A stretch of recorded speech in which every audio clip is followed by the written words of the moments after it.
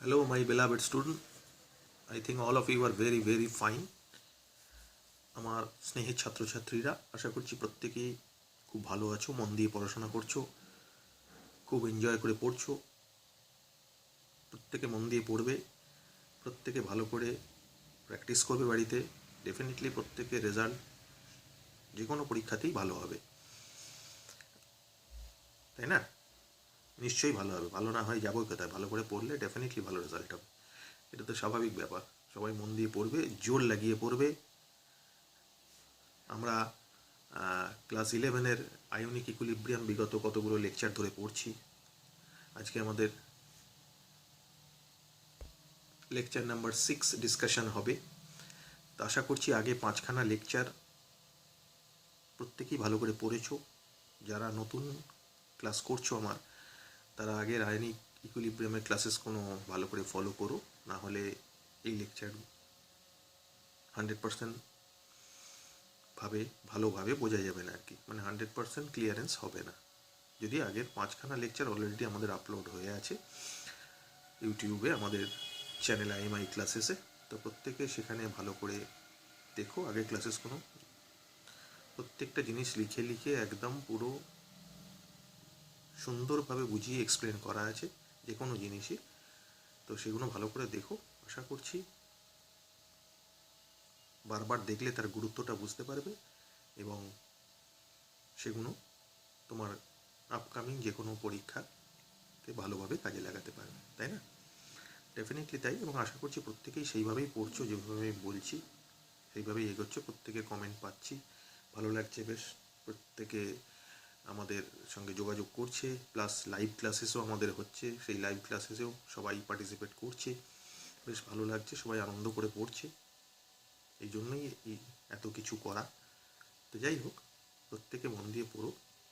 আমি প্রতি ভিডিওতেই বলি যে প্রত্যেকে মন দিয়ে পড়ো এবং প্রতিটা ভিডিও প্রথম থেকে শেষ পর্যন্ত ভালো করে দেখো এবং মিনিমাম 3বার দেখো, তাহলে পুরো কনসেপ্টটা একদম ক্রিস্টাল ক্লিয়ার হয়ে যাবে এবং সবাই সব জিনিসগুলো ভালো করে বুঝতে পারবে। ওকে, তো আমাদের আয়নিক ইকুইলিব্রিয়ামের যা প্রজেকশন আছে তাতে আমাদের 5খানা লেকচার হয়ে গেছে, আজকে 6 নম্বর লেকচার। টোটাল 7 লেকচার্সে আমি আয়নিক ইকুইলিব্রিয়ামটা কমপ্লিট করে দেবো। আজকে একটা ভেরি ইন্টারেস্টিং টপিক নিয়ে রিগার্ডিং আয়নিক ইকুইলিব্রিয়ামের ডিসকাশনে আছে। খুব ইন্টারেস্টিং টপিক এবং খুব প্র্যাকটিক্যাল বেসড টপিক আর কি, প্র্যাকটিক্যালি যেটা খুব কাজে লাগে আর কি, প্র্যাকটিক্যাল ফিল্ডেও প্রচুর কাজে লাগে। That is known as common ion effect.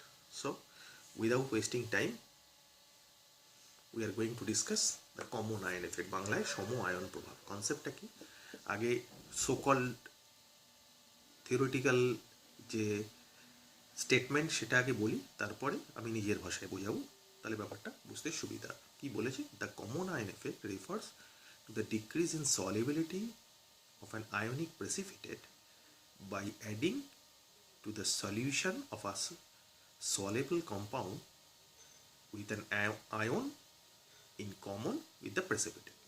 আবার বলছি, the common ion effect refers to the decrease in solubility of an ionic precipitate by the addition to the solution of a soluble compound with an ion in common with the precipitate। মানে কোনো একটা সলিউশনের মধ্যে কোনো একটা soluble mostly weak electrolyte হয়ে আছে, এবার তার মধ্যে যদি বাইরে থেকে একটা সলিউশন অ্যাড করি মোস্টলি স্ট্রং ইলেকট্রোলাইট, যার মধ্যে একটা আয়ন কিন্তু ওই উইক ইলেকট্রোলাইটের সাথে কমন আছে, যদি এরকম হয় তাহলে উইক ইলেকট্রোলাইট এমনি কম সলেবল, তার উপর যদি আবার এরকম একটা ঘটনা ঘটাই যাতে বাইরে থেকে একটা স্ট্রং ইলেকট্রোলাইট অ্যাড করছি যেটার একটা আয়ন ওই ডিজলভ উইক ইলেকট্রোলাইটের সঙ্গে কমন, তাহলে ওই উইক ইলেকট্রোলাইটের কিন্তু যে সলিবিলিটি সেটা কিন্তু ডিক্রিজ করে যাবে। This is the basic fact. আর একটা স্টেটমেন্ট আছে, কি বলেছে, the common ion effect is the phenomenon in which the addition of an ionic compound or ion common to the to solute causes precipitation or reduce ionisation. ঠিক আছে, এটা আর একটা statement.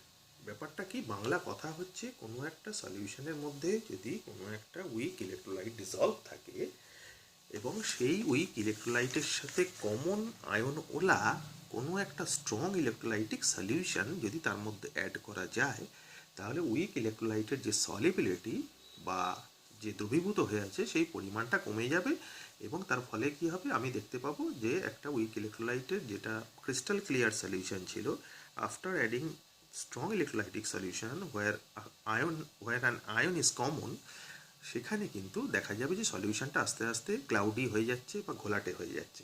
তার কারণ বা ওপেক হয়ে যাচ্ছে কেন? কারণ যে উইক ইলেকট্রোলাইটটা ডিজলভ করে গেছিলো সেটা আবার রিঅ্যাপিয়ার করে আসছে। এই ধরনের ঘটনাকে বলা হয় সম আয়ন প্রভাব বা common ion effect. Let us C an example. একটা এক্সাম্পল দেখি, ব্যাপারগুলো তাহলে আরও পরিষ্কারভাবে পরিষ্কার হবে। দেখা যাক। দেখো কি বলেছে, HCN একটা উইক ইলেকট্রোলাইট, তার মধ্যে NaCN অবভিয়াসলি স্ট্রং ইলেকট্রোলাইট অথবা KCN মেশাচ্ছি সলিউশন। NaCN ইজ, আমি আগের ডিসকাশনে বলেছি, যারা আমার আগের ক্লাসেসগুলো ফলো করেছো, যারা করোনি অবভিয়াসলি তারা করবে, কারণ প্রত্যেকটা ক্লাসেস একটা আরেকটার সাথে এমনভাবে সিনক্রোনাইজ হয়ে আছে যাতে একটা ক্লাস যদি না করা হয় আগের, তাহলে পরের ক্লাসটা কিন্তু 100% ফুলপ্রুফ ক্রিস্টাল ক্লিয়ারভাবে বোঝা যাবে না। তো অবভিয়াসলি আগের ক্লাসেসগুলো ভালো করে ফলো করো, তাহলে পরের ক্লাসেসগুলো কিন্তু ভালো করে বুঝতে পারবে। ওকে, তা আমি কি বলছি, একটা উইক ইলেকট্রোলাইট নিয়েছি HCN, অবভিয়াসলি জানি একটা উইক অ্যাসিড, তার মধ্যে একটা স্ট্রং ইলেকট্রোলাইট অ্যাড করেছি, আইদার NaCN অর KCN। আমি বলেছিলাম যে NaCN বা KCN এমন ধরনের সল্ট যেটা তৈরি হয়েছে by the combination of strong base and weak acid. যে কোনো একটা স্ট্রং হলে, whether acid or base strong হলেই সেটা কিন্তু স্ট্রং ইলেকট্রোলাইটের ক্যাটেগরিতে পড়ে। এই ডিসকাশন আমার কিন্তু আগের ক্লাসেসগুলোতে হয়ে গেছে। ওকে, তো যাই হোক, HCN উইক ইলেকট্রোলাইটের মধ্যে NaCN বা KCN এর সলিউশন অ্যাড করছি, তাহলে এই HCN যে সলিবিলিটি সেটা কিন্তু কমে যাবে। কীভাবে কমে যাবে একটা এক্সপ্লেন করি ব্যাপারটা। HCN একটা উইক অ্যাসিড, তাহলে অবভিয়াসলি উইক ইলেকট্রোলাইট যেহেতু HCN, এই ডিসোসিয়েশন খুবই পোর হবে অ্যাকোয়াস সলিউশনে। তো অ্যারোটা সেইভাবেই দেওয়া আছে, দেখো মেজর পোর্শন লেফট হ্যান্ড সাইডে পড়ে আছে, মাইনর পোর্শন রাইট হ্যান্ড সাইডে গেছে to produce the product H plus and CN minor. আর একটা জায়গায় KCN নিচে, KCN is an example of strong electrolyte, তাহলে KCN অবভিয়াসলি ডিসোসিয়েশন ম্যাক্সিমাম করবে। তাহলে দেখো অ্যারোটা সেইভাবেই দেওয়া হয়েছে, রাইট হ্যান্ড সাইডে অ্যারোটা বড়, মানে ডিসোসিয়েশন ম্যাক্সিমাম হয়েছে, আনডিসোসিয়েটেড অবস্থায় খুবই কম পড়ে আছে। This is the basic representation of dissociation. ঠিক আছে, এইবার HCN এর আমি যদি ডিসোসিয়েশন কনস্ট্যান্টটা লিখি KD, that is equals to concentration of product by concentration of reactant, মানে concentration of H plus into concentration of CN minus by concentration of HCN। Okay, তাই না? কেন কীভাবে ডিসোসিয়েশন কনস্ট্যান্ট লেখা হয় তার ডিটেল ডিসকাশন আমাদের আগের ক্লাসেসগুলোতে হয়ে গেছে, সেখানে দেখো ভালো করে। প্রত্যেকটা আয়নিক ইকুইলিব্রিয়াম একদম দারুণ কন্টেন্ট দিয়ে প্রত্যেকটা ডিসকাশন করা হচ্ছে, ভালো লাগবে দেখো। তো যাই হোক, এবার কী গল্প বলেছে দেখো, after addition of KCN solution, cyanide আয়নের কনসেন্ট্রেশনটা ইনক্রিজ করছে। কারণ KCN এর মধ্যে সায়ানাইড আছে, আর এর মধ্যে দেখতেই পাচ্ছ সায়ানাইড আছে, তাহলে সায়ানাইড আয়নটা কমন। তাহলে due to the addition of KCN solution যদি HCN এর মধ্যে অ্যাড করা হয়, তাহলে সায়ানাইড আয়নের কনসেন্ট্রেশনটা ইনক্রিজ করতে শুরু করবে।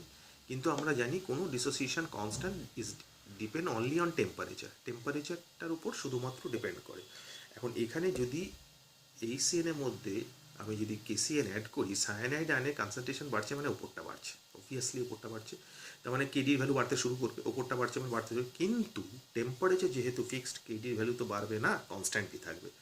তাহলে two maintain the consistent value of KD or constant value of KD কী হবে, তলারটাও বাড়াতে হবে। তলারটা বাড়া মানে কি, আনডিসোসিয়েটেড HCN এর কনসেন্ট্রেশন বাড়া। তার মানে অবভিয়াসলি আমরা কি বলতে পারি, যে কোনো একটা উইক ইলেকট্রোলাইটের মধ্যে HCN, কোনো একটা স্ট্রং ইলেকট্রোলাইট KCN যদি অ্যাড করা হয় এবং দুটোর মধ্যে যদি একটা আয়ন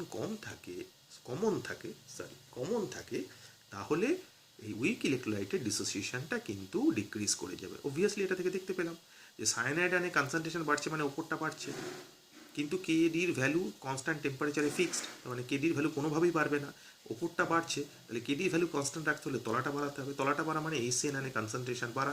তার মানে যে HCN আয়ন ডিসোসিয়েট করেছিল, সেটা যদিও কম ডিসোসিয়েট করেছিল, সেটাও কিন্তু আবার রিঅ্যাক্ট্যান্ট সাইডে চলে আসছে, মানে আনডিসোসিয়েটেড HCN এর অ্যামাউন্টটা বেড়ে যাচ্ছে। And this is the phenomenon which is known as common ion effect. Let us see কি বলেছে। After addition of HCN, concentration of CN minus increases, obviously তাই। সো টু মেনটেন দ্য ইকুইলিব্রিয়ামটা maintain করার জন্য, or to maintain the constant value of KD at a constant temperature, ঠিক আছে? The dissociation of HCN decreases, obviously HCN এর dissociation decrease করবে, তাই না? ঠিক আছে, তো সেইটাই এইবার এই যে গল্পটা পড়লাম, আমাদের ভাষায় যদি বলতে চাই, the decrease or suppression in dissociation, অথবা বলতে পারি ডিক্রিজ অফ ডিওটি, মানে ডিগ্রি অফ ডিসোসিয়েশনে ডিক্রিজ করা। ডিগ্রি অফ ডিসোসিয়েশন কি আমাদের আগে ক্লাসেসে ডিসকাশন হয়ে গেছে, অসওয়াল্ড ডাইলিউশন লয়ে, ভালো করে দেখবে, ওখানে ডিটেল ডিসকাশন করা আছে। তাহলে কি বলেছে, the decrease or suppression in dissociation of weak electrolyte in presence of a strong electrolytic solution is basically known as common ion effect. ঠিক আছে, পরিষ্কার? আশা করছি প্রত্যেকের পরিষ্কার হয়েছে।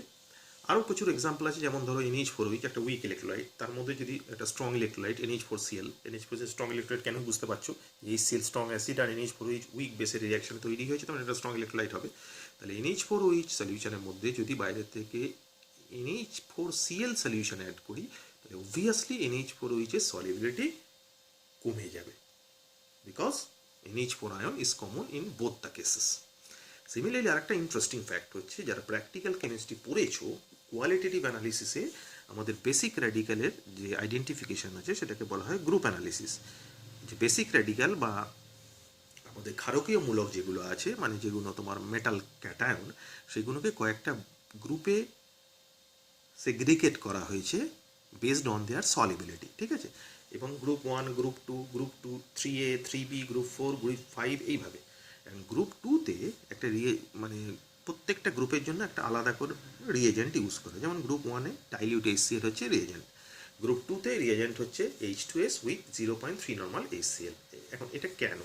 তার কারণটা হচ্ছে গ্রুপ 2তে যেসব মেটাল ক্যাটায়নগুলো আছে বা বেসিক র্যাডিক্যালগুলো আছে, সেগুলোর করসপন্ডিং সালফাইডের প্রেসিপিটেট পড়ে। এখন এই সালফাইডের প্রেসিপিটেট ফেলার জন্য সালফাইড আয়নের কনসেন্ট্রেশনটা অপটিমাম জায়গায় রাখতে হবে। এখন সেই অপটিমাম জায়গায় রাখার জন্য কি করা হয়, কমন আয়ন এফেক্টের কনসেপ্টটা ইউজ করা হয়। কিভাবে ইউজ করা হয় দেখি একটু, তাহলে ব্যাপারটা বুঝতে আরও সুবিধা হবে। আমার গ্রুপ রিয়েজেন্ট হচ্ছে H2S, তো H2S obviously weak electrolyte dissociate করে H+, 2H+ আর S2 মাইনাস তৈরি করে। এখন এর মধ্যে যদি HCl অ্যাড করা হয়, HCl is a strong electrolyte, obviously H+ আর Cl মাইনাস তৈরি করবে।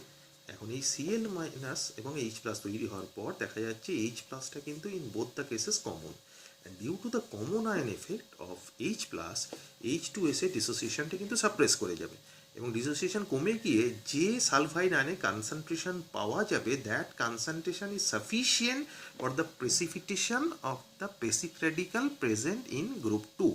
কিন্তু যদি আমি এখন অনেকে যদি প্রশ্ন করে যে যদি HCl না মেশাতাম, তাহলেও তো একটা ডিসোসিয়েট সালফাইড আয়ন আসতো এবং তার প্রেসিপিটেট পড়তো, তাহলে HCl মেশাবার প্রয়োজনীয়তাটা কী? তার ভালো প্রশ্ন। তার কারণটা হচ্ছে যে HCl মেশাবার প্রয়োজনীয়তা হচ্ছে, যদি HCl না মেশাতাম তাহলে সালফাইড আয়নের কনসেন্ট্রেশন অনেক বেশি হতো। বেশি হলে অসুবিধাটা কোথায়? অসুবিধা হচ্ছে যে সালফাইড আয়নের কনসেন্ট্রেশন বেশি থাকলে আমার গ্রুপ 3 যে বেসিক র্যাডিক্যালগুলো আছে সেগুলোও প্রেসিপিটেট পড়ে যেত। এখন আমি তোমাদের প্রত্যেকে আগের ক্লাসে পড়িয়েছিলাম the relation between solubility product and precipitation. কোনো কিছুর প্রেসিপিটেট পড়বে সেটা ডিপেন্ড করে সলিবিলিটি প্রোডাক্টের উপরে। যখন আয়নিক প্রোডাক্টের ভ্যালুটা করসপন্ডিং আয়নিক প্রোডাক্ট, বা ছোট্ট করে রিক্যাপ করে দিচ্ছি, আয়নগুলোর আয়নিক কনসেন্ট্রেশনের প্রোডাক্টের ভ্যালুটা যদি কেএসপির ভ্যালুর বেশি হয় বা ইকুয়াল হয়, তাহলে সেখানে কিন্তু প্রেসিপিটেশন পসিবল।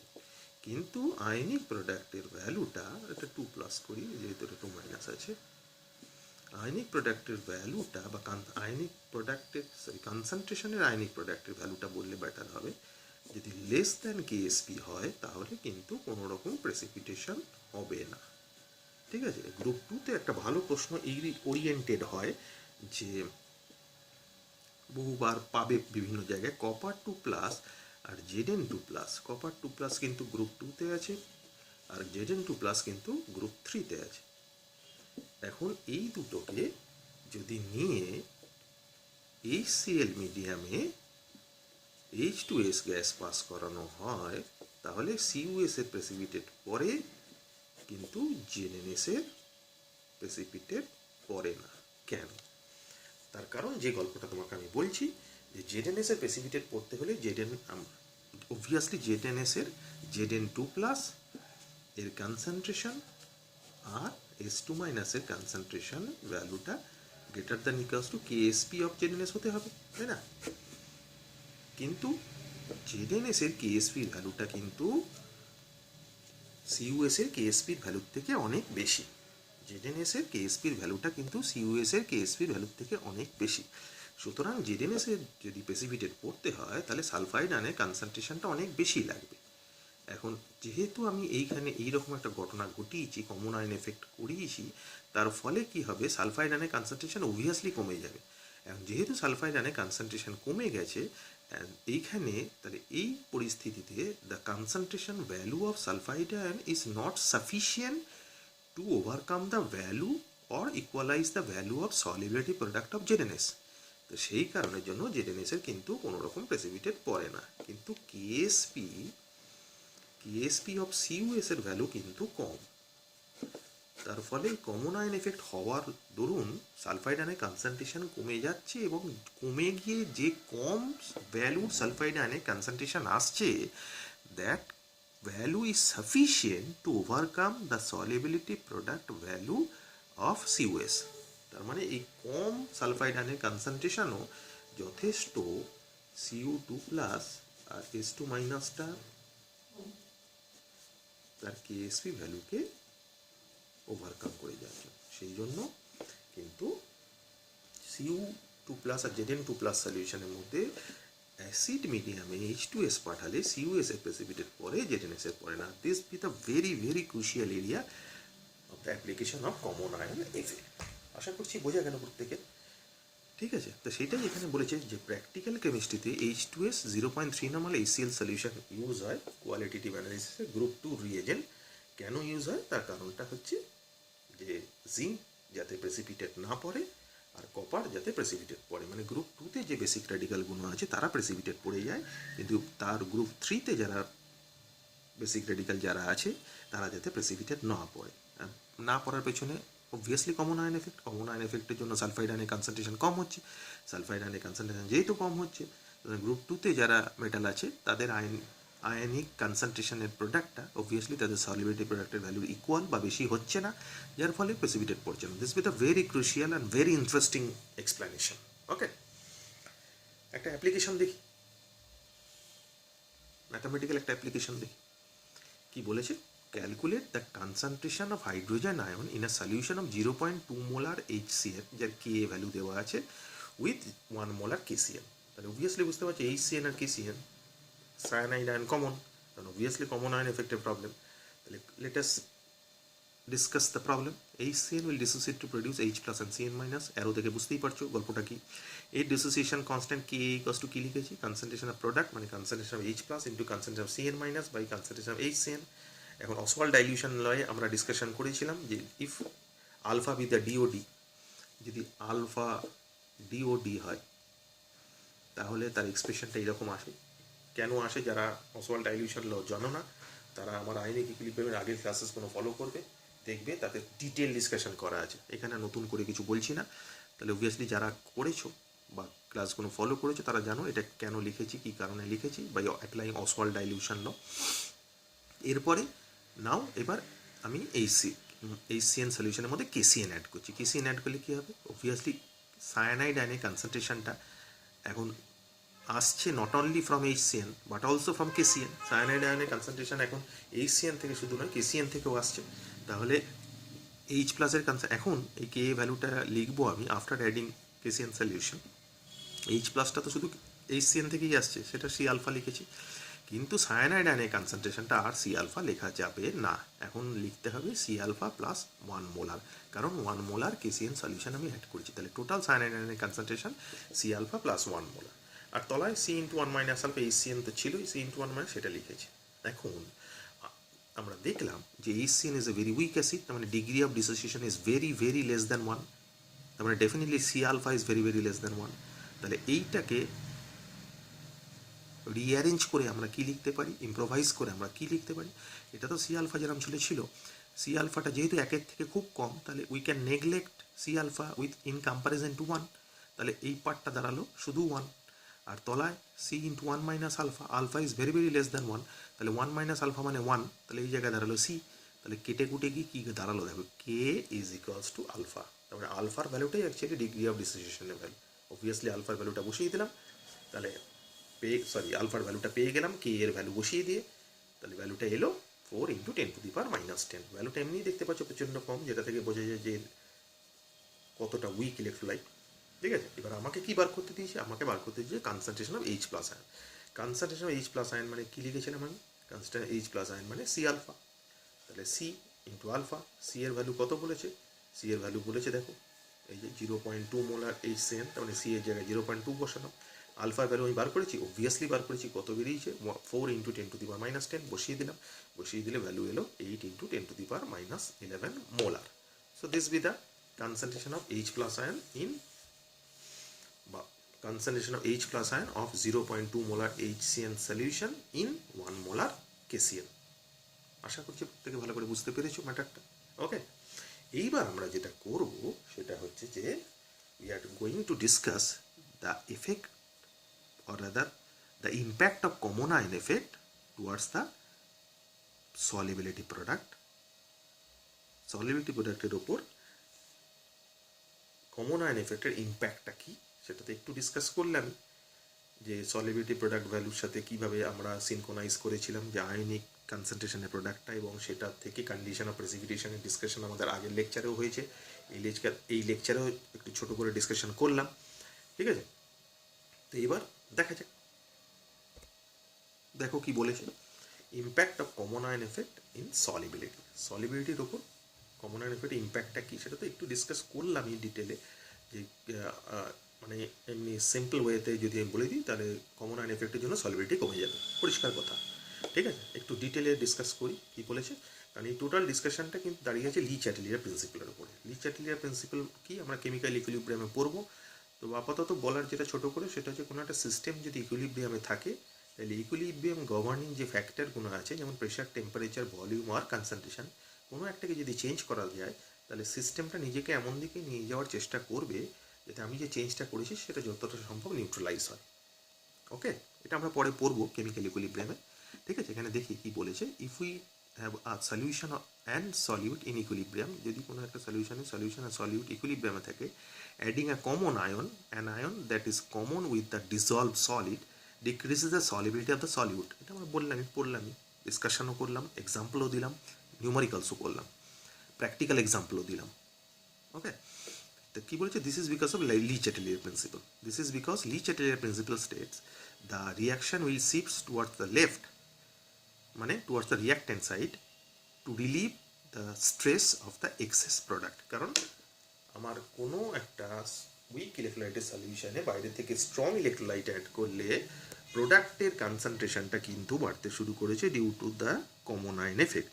তার ফলে সিস্টেমটা কোন দিকে গেলে এই স্ট্রেসটা রিলিভ হবে, অবভিয়াসলি লেফট হ্যান্ড সাইড মানে রিয়াক্ট্যান্টের দিকে, অ্যাকর্ডিং টু কার, according to Le Chatelier principle. তো সেটাই এখানে বলেছে যে আমি বাইরে থেকে যদি অ্যাড করি তাহলে, যেটা আমি এক্সাম্পলটা তোমাদের দেখালাম, আর একবার দেখাই তাহলে বুঝতে পারবে হয়তো ব্যাপারটা। এই যে HCN এর ডিসোসিয়েশন এরম হয়েছে, KCN অ্যাড করেছি মানে সায়ানাইড আয়ন প্রোডাক্টের দিকে বাড়তে শুরু করেছে, তাহলে এই প্রোডাক্টের দিকে লোড বাড়তে শুরু করেছে, এই লোডটাকে কমাবার জন্য কী হবে, রিয়াকশানটা লেফট হ্যান্ড সাইডে যেতে শুরু করবে, মানে রিয়াক্ট্যান্টের দিকে যেতে শুরু করবে।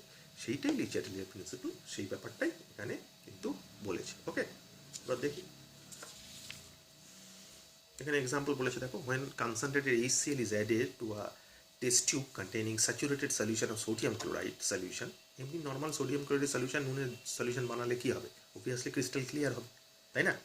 এবার এর মধ্যে যদি বাইরে থেকে ফোটা ফোটা করে কনসেন্ট্রেটেড HCl অ্যাড করি তাহলে কিছুক্ষণ বাদে দেখতে পাবো যে যে সলিউশনটা ক্রিস্টাল ক্লিয়ার ছিল সেই সলিউশনটা কিন্তু আস্তে আস্তে কীরকম একটা ঘোলাটে হয়ে আসছে, এবং তলার দিকে কিছুক্ষণ রেখে দিলে ওপরটা পরিষ্কার হয়ে গেলেও তলার দিকে কিছুটা সলিড হোয়াইট ক্রিস্টালের মতো পড়ে আছে। সেগুলো কি, সেগুলো হচ্ছে NaCl, যেগুলো ডিজলভ করেছিল, কিন্তু আমি HCl অ্যাড করার ফলে মানে কমন আয়ন এফেক্ট Cl এর ঘটন, Cl minus ion common ion এফেক্টের ইম্প্যাক্ট ফেলার জন্য NaCl যেটা সলেবল হয়েছিল সেটা কিছুটা আবার আনডিজলভ অবস্থায় ফিরে এসছে, এবং যেটা আস্তে আস্তে তলার দিকে পড়ে আছে।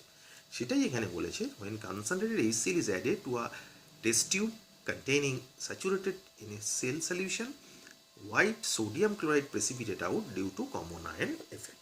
ওকে, বুঝতে পেরেছি আশা করছি। তারপরে মোদ্দা কথা হলো যে কোনো একটা উইক ইলেকট্রোলাইট স্ট্রংও হতে পারে, সবসময় উইক হবে এরকম কোনো গ্যারেন্টি নেই, যেমন NaCl is an example of strong electrolyte. তো মোস্টলি উইকের ক্ষেত্রে হয়, তবে স্ট্রংয়েও দেখতে পাচ্ছি এক্সাম্পলটা, যে NaCl এর একটা স্যাচুরেটেড সলিউশন নিতে হবে, তার মধ্যে বাইরে থেকে HCl মানে যেখানে Cl মাইনাস আয়নটা কমন সেরকম সলিউশন অ্যাড করলে যে NaClটা ডিজলভ করেছিল সেই NaClটা কিছু পরিমাণ রিঅ্যাপিয়ার করে আসবে, মানে সলিবিলিটি কিছুটা কমে যাবে। And this is the fact which is known as common ion effect.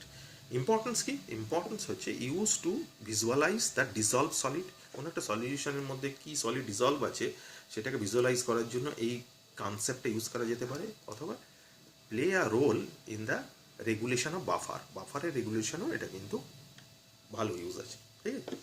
এবার আরও দু একটা প্রবলেম দেখি, তাহলে কনসেপ্টটা আরও আমাদের কাছে ক্রিস্টাল ক্লিয়ার হবে। দেখো প্রবলেমটা কি বলেছে এখানে। এখানে বলেছে যে solubility product of PbCl2 lead ক্লোরাইডের সলিবিলিটি প্রোডাক্টের ভ্যালু দিয়ে দিয়েছে, বার করতে দিয়েছে কি, calculate its solubility in 0.1 normal HCl solution. Obviously বুঝতে পারছো it's a problem from common ion effect, কারণ HCl এও ক্লোরিন আছে, PbCl2 ক্লোরিন আছে। কীভাবে সলভ করে দেখো। Let us assume that the solubility is x gram mole per litre. তাহলে PbCl2 ডিসোসিয়েট করে Pb2 প্লাস আর 2Cl মাইনাস হবে, তাহলে Pb2 প্লাসের সলিবিলিটি x, তাহলে Cl মাইনাসের সলিবিলিটি কী হবে? অবভিয়াসলি যে Cl মাইনাসটা আসছে আমার PbCl2 থেকে সেটা আসবে, দ্যাট ইজ 2x, আর যে Cl মাইনাসটা আসছে HCl থেকে, দ্যাট ইজ 0.1। তাহলে total concentration of the Cl minus কী হবে? Cl minus from PbCl2 plus Cl minus from HCl, তার মানে 2x প্লাস 0.1। সেটা এখানে বলেছে, কারণ এখানে PbCl মাইনাসের নর্মালিটি মোলারিটি একই, সেই জন্য যত নর্মাল তত মোলারই হবে। তো কমন আয়ন এফেক্টের জন্য এই ঘটনাটা ঘটেছে। এবার সলিবিলিটি প্রোডাক্ট আমরা জানি কি, KSP is equals to concentration of Pb2 plus into 2 into concentration of Cl মাইনাসের স্কোয়ার। তাহলে অবভিয়াসলি কি বসাবো, Pb2 প্লাসের জায়গায় x, আর Cl মাইনাসের জায়গায় এর তো 2x, আর HCl থেকে আসছে 0.1, পুরোটা হোল স্কোয়ার বসিয়ে দিলাম। তাহলে এটা সলিবিলিটি প্রোডাক্টের ভ্যালুটা 1.18 × 10⁻⁴ দেওয়া আছে, এটা x বাইরে রয়েছে, এটাকে হোল স্কোয়ার ফর্মুলায় ফেললাম, ফেলার পরে ভ্যালুটা এলো কি, ভ্যালুটা এলো 0.01 plus 0.4x plus 4x square. এখন x যেহেতু খুব কম, since x is very small we can neglect the higher term, তার মানে x যেহেতু খুব কম, তাহলে x স্কোয়ার x³ এই টার্মগুলো নেগলেক্ট হয়ে যাবে, সেগুলো আরও কম বলে, যেমন 0.01 সাথে x গুণ হবে, তাহলে 0.01x হবে, কিন্তু তারপরে 0.4 সাথে x ইন্টু x মানে x স্কোয়ার, তার মানে এই টার্মটা নেগলেক্ট হয়ে যাবে, এটা আবার x³ হবে, সেটাও নেগলেক্ট হয়ে যাবে, কারণ অ্যাকচুয়ালি পড়ে থাকবে কি 0.01x, তো সেটাই লিখেছে 0.01x, that is equals two 1.18 × 10⁻⁴। So what will be the value of x? x এর ভ্যালু কি আসবে? x is equals to 0.0118 gram mole per liter, and this be the solubility of PbCl2 in 0.1 normal HCl solution. So this very very crucial problem. Basically যারা NEET যেই aspirant আছে তাদের জন্য তো প্রচণ্ড ইম্পর্টেন্ট প্রবলেম এই ধরনের প্রবলেমগুলো, এই জায়গাগুলো খেয়াল রাখবে। কমন আয়ন এফেক্টের জন্য ইম্প্যাক্টটা কীভাবে পড়ছে এবং সেটাকে ক্যালকুলেশানে কীভাবে আনছি এবং কীভাবে হায়ার টার্মসগুলো নেগলেক্ট করছি সেগুলো ভালো করে দেখবে, ঠিক আছে। আশা করছি প্রত্যেকে ভালো করে বুঝতে পেরেছো। আরেকটা প্রবলেম দেখি, দেখা যাক, দেখো কি বলেছে। বলেছে what is the molar solubility of silver carbonate, that is Ag2CO3, KSP value দেওয়া আছে in 0.1 molar sodium carbonate solution। obviously বুঝতে পারো there is a problem from common ion effect। Silver carbonate sodium কার্বনেটে সলিবিলিটি বার করতে হলে common ion এফেক্টের ফান্ডা ইউজ করতে হবে। কি করছি, let us assume that the solubility of silver carbonate in presence of Na2CO3 is x। তাহলে সিলভার কার্বনেট ভাঙবে কি 2Ag plus plus CO3 2 minus, তাহলে x যদি সলিবিলিটি হয় তাহলে সিলভারের জন্য 2x লিখবো, আর কার্বনেটের জন্য সিলভার কার্বনেটের জন্য x প্লাস সোডিয়াম কার্বনেটের কনসেন্ট্রেশন কত ছিল 0.1, তাহলে সোডিয়াম কার্বনেট আয়নের কনসেন্ট্রেশনটাও এখানে কনসিডার করতে হবে। তাহলে total concentration of carbonate ion হবে 0.1 from sodium carbonate plus x from silver carbonate, তাহলে টোটাল হচ্ছে এক্স প্লাস 0.1। এখন যেহেতু বললাম silver carbonate is a very weak electrolyte, তাহলে তার ডিসোসিয়েশন খুবই কম হবে, তাহলে তার এক্সের ভ্যালু খুবই পুয়ার হবে, স্মল হবে। So we can neglect the value of x in comparison two 0.1, তাহলে এক্স প্লাস 0.1 ভ্যালুটা দাঁড়াবে near about 0.1 since x is very small. তাহলে কেএসপির ভ্যালু কী হবে? কেএসপির ভ্যালু হবে concentration of AG plus square into concentration of CO3 2 minus. এবার AG প্লাসের জায়গায় কত বসাবো? 2x তার square into concentration of carbonate ion কত এসছে? 0.1, সেটা বসালাম, তাহলে ভ্যালু আসবে এক্সে 10⁻⁻6। Simple but interesting and crucial. ভালো করে দেখবে বারবার, প্রতিটা প্রবলেম খুব ইম্পর্টেন্ট, প্রতিটা কনসেপ্ট প্রচণ্ড ইম্পর্টেন্ট, কমন আয়ন এফেক্টের ফান্ডাও প্রচণ্ড ইম্পর্টেন্ট। ভালো করে দেখবে, ভালো করে বুঝবে, কোনো প্রবলেম হলে আমাকে কমেন্ট সেকশানে কমেন্ট করবে। প্লাস প্রত্যেকটা ভিডিও কিন্তু প্রথম থেকে শেষ পর্যন্ত ভালো করে দেখবে এবং মিনিমাম 3 বার করে দেখবে। ডেফিনেটলি যা কন্টেন্ট দিচ্ছি I think it is more than enough for any types of examination. Okay, thank you.